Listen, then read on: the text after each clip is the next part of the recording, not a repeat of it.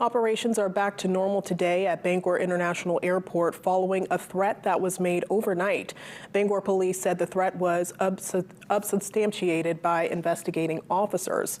Just before 12:30 this morning, airport officials issued a notice saying visitors arriving at the airport to pick up passengers may do so, but they were not allowing anyone to enter the terminal due to increased security measures.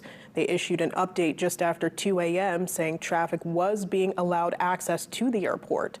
The latest update came just after 4, saying all clear and the terminal is now open. Bangor's Criminal Investigation Division is continuing the follow-up with the incident. Police have not provided any additional details at this time.